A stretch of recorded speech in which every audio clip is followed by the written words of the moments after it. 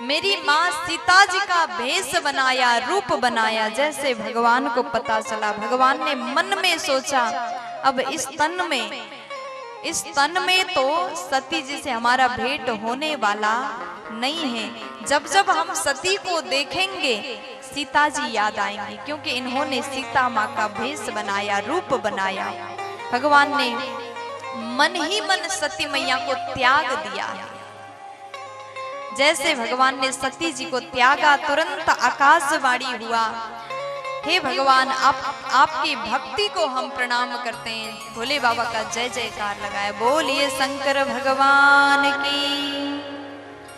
जैसे आकाशवाणी हुआ, भगवान शांत बैठे, कुछ नहीं बोले। सती मैया को लगा क्या भगवान ने संकल्प किया, कौन सा प्रण किया भगवान ने। आकाशवाणी हुआ, आपके प्रण को हम नमन करते हैं। सती मैया को लगा भगवान ऐसा कौन सा कठोर प्रण लिए हैं, हमसे भी बात नहीं कर रहे। मैया को मन में विविध प्रकार के ख्याल आने लगे। बार बार भगवान से पूछा, बार बार माँ ने पूछा, प्रभु बताइए ना आपने कौन सा प्रण लिया। लेकिन भगवान एकदम मौन हो गए। अच्छा, आप जिससे अतिशय प्रेम करते हैं ना, वो थोड़ा सा भी छल करे तो उससे बात करने का मन नहीं होता। कहते हैं प्रेम में अगर थोड़ा सा भी कपट आ जाए तो वहां पर रिश्ता चलने वाला नहीं है। आप पति पत्नी हैं, पति पत्नी में से एक किसी ने थोड़ा बहुत धोखा दिया, कपट, प्रेम के बीच में कपट आ गया तो वो रिश्ता लंबा नहीं चलेगा, वो रिश्ता टूट जाता है। जिस प्रकार से आपने सुंदर खीर बनाया और खीर में थोड़ा सा नींबू डाल दिए, जैसे नींबू मिलते ही वो खीर बेकार हो जाएगा, उसी प्रकार प्रेम में भी कपट रूपी नींबू डल जाए तो प्रेम सफल होने वाला नहीं है। प्यार से बोलो। भगवान सती और भगवान भोले बाबा के पवित्र रिश्ता में कपट आ गया। मैया ने झूठ बोला तो भगवान ने मन ही मन त्यागा। अच्छा, भगवान जानते अगर मैं बोल करके त्याग दूं तो इनको बड़ा कष्ट होगा, सती जी दुखी होंगी। कोई भी अपने प्रेमी को दुखी नहीं करना चाहता, इसलिए भगवान ने मन में प्रण लिया। आकाशवाणी हुआ, भोलेनाथ आपके प्रण को हम नमन करते हैं, धन्य हैं आप, आपने भक्ति की महिमा को बढ़ाया है। मैया ने बहुभांति बार बार पूछा, प्रभु बताइए कौन सा प्रण लिया, कौन सा आपने विचार बनाया। भगवान एक शब्द भी नहीं बोले। भगवान को लगा सती जी को कष्ट हो रहा है, तो भगवान अपने आप को समाधि में डाल दिए। जीवन में जब दुख आ जाए तो भगवान के चिंतन करिए। भोलेनाथ के जीवन में ये बहुत बड़ा दुख का पल था, संकट का पल था। भगवान ने अपने मन में राम जी को विराजमान कराया, ध्यान में चले गए। शंकर सहज स्वरूप सम्हारा, लागी समाधि अखंड अपारा। सहज रूप में भोलेनाथ समाधि में बैठ गए, अखंड समाधि में लीन हो गए। मैया सती इंतजार करती रही, भोलेनाथ समाधि से नहीं जागे। और इसी प्रकार बहुत समय बीत गए। कितना ऐसे भोलेनाथ बीते संबत सहस 87,000 वर्ष बाद भगवान समाधि से जागे हैं। और जागते ही भगवान क्या करने लगे, जोर जोर से राम राम राम राम सुमिरन करने लगे। मैया सती जान गई, जगतपति जाग गए हैं। दौड़ के गई, चरण में प्रणाम किया, वंदन किया। और भगवान ने जैसे समाधि से जागने के बाद मैया को देखा, सन्मुख शंकर आसन देना। भगवान भोले बाबा के कौन से तरफ, कौन से साइड में मैया विराजती हैं? वामांग में। आप किसी भी तस्वीर में देखिए, भगवान शंकर माँ भवानी विराजमान होते हैं तो भगवान के बाएं तरफ माँ विराजती हैं। लेकिन भगवान ने सती जी को त्यागा है, अभी तक मैया को नहीं पता। भगवान तो ध्यान में चले गए, कुछ बोले बिन बताए बिन ध्यान में बैठ गए। 87,000 वर्ष बीत गया। जैसे जागे सन्मुख आसन दिया, अपने सामने विराजमान कराया, वामांग में नहीं विराजाया, वामांग में आसन नहीं दिया। मैया को पता चला भोलेनाथ ने हमको त्याग दिया।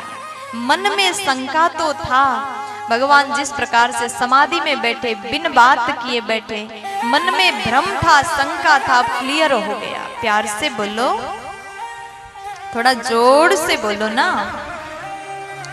अब मैया को बड़ा कष्ट हुआ, भगवान ने हमको त्यागा। अत्यंत मैया को तकलीफ हो रहा है। भगवान विचार करते हैं अगर किसी को तकलीफ हो तो भी राम कथा सुनाना सही है। भगवान की कथा सुन के कहीं ना कहीं मन में शांति मिलेगी। भगवान राम कथा सुनाने लगे। भगवान ने विचार किया सती जी को कष्ट है इसलिए राम कथा सुनाता। जैसे राम कथा सुनाने लगे उसी समय सती जी के पिता दक्ष प्रजापति के नायक बन गए। दक्ष ने विचार किया, बोले बाबा को बहुत अपमान किया, सबने दक्ष का सम्मान किया, भोलेनाथ उठ करके दक्ष का स्वागत नहीं करते, तो उसने खूब अपमान किया। कहते हैं जीवन में जब बड़ा पद मिल जाए, ऐश्वर्य मिल जाए, धन मिल जाए तो व्यक्ति को बहुत जल्दी अभिमान हो जाता है। इसलिए जीवन में हर समय भगवान से प्रार्थना करेगा, प्रभु बड़ा पद देना, खूब धनवान बनाना, लेकिन अभिमानी मत बनाइएगा। हर समय हर रोज प्रार्थना करिए। प्यार से बोलो, अगर जीवन में अभिमान आ जाए तो आपका पद, आपका प्रतिष्ठा किसी काम का नहीं रह जाएगा। दक्ष को पद तो मिला लेकिन अभिमान साथ में आया। भोलेनाथ का अपमान किया, बहुत बड़ा यज्ञ का आयोजन कराया, सबको बुलाया, केवल भोले बाबा को नहीं बुलाया। और मैया ने जैसे सुना भगवान से पूछती है, प्रभु पिता के घर में अगर आप आदेश देंगे तो मैं जाना चाहती हूँ। पिता भवना उत्सव परम जो प्रभु आय सुहोई। प्रभु मेरे पिता के घर में उत्सव है, अगर आप आदेश देंगे तो हम जाना चाहते हैं। लेकिन भगवान ने कहा कि देवी बिन बुलाए जाना उचित नहीं है। देखो अगर आप किसी के घर में उत्सव है, बिना बुलाए चले जाओगे तो वहां आपका कोई सम्मान करने वाला नहीं होगा, सब आपको अपमान करेंगे, आपकी बेइज्जती होगी। अगर कोई आपको प्रेम से बुलाते हैं तो वहां जरूर जाइए, लेकिन जहां से बुलावा ना आया हो वहां जाना व्यर्थ है। भगवान ने समझाया देवी वहां जाना उचित नहीं है। आपने सही कहा कि पिता के घर में उत्सव हो रहा है तो हमको जाना चाहिए, लेकिन बिन बुलाए जाना ये अनुचित है। भगवान ने खूब मनाया, खूब समझाया, लेकिन मैया को बात समझ में नहीं आ रही। मैया के मन में ये भी कष्ट है कि भोले बाबा ने हमको त्यागा है, और इस शरीर में अगर मैं यहाँ रहूंगी तो भी मन को शांति मिलने वाली नहीं है, इसलिए वहां जाऊंगी अपने आप को मैं खत्म कर दूंगी, इस शरीर को मैं नष्ट कर दूंगी। ये भी भाव था।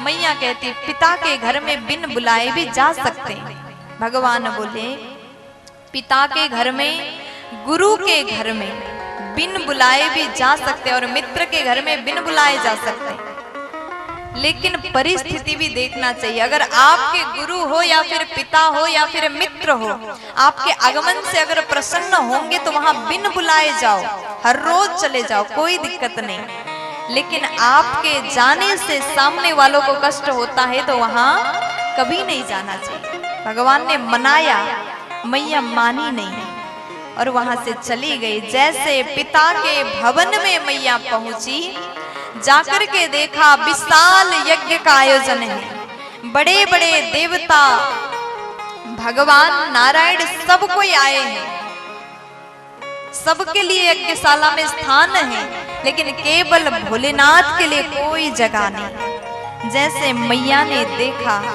बड़ा कष्ट हुआ। दक्ष के भय के कारण कोई भी सती जी को पूरी बात नहीं बता रहा है। मैया ने जैसे देखा मैया ने अपने आप को यज्ञशाला में नाश कर दिया, खत्म कर दिया। दक्ष से कहते हैं, अरे पिताजी आपने इतना विशाल यज्ञ तो कराया, जहां पर भोलेनाथ का अपमान हो वो यज्ञ कभी सफल हो ही नहीं सकता, और मैं इस शरीर को लेकर के कैलाश तो नहीं जाऊंगी। अगर भोलेनाथ हमको देखेंगे तो दक्ष कुमारी कहेंगे, आपके ही नाम से मैं जानी जाऊंगी। देखो, कोई भी नारी अपने पिता के नाम से और पति के नाम से जानी जाती है। सती जी कहते हैं, अगर भोले बाबा देखेंगे तो दक्ष पुत्री दक्ष कुमारी कहेंगे, जो नाम में कभी सुनना नहीं चाहूंगी, तुमसे मिला ये शरीर, तुमसे मिला ये गोत्र अब मुझे स्वीकार नहीं है। अपने चरण के अंगूठे से योगाग्नि प्रकट किया और मैया ने अपने आप को नाश कर दिया, और मरते समय श्री हरि से वरदान मांगा। सती मरत हरि सन वर मांगा। मरते समय सती मैया ने भगवान श्री हरि से वरदान मांगा, हे हरि, हे नारायण, जन्म जन्म मुझे भगवान शंकर के चरण का अनुराग प्रेम हमको प्राप्त हो जाए।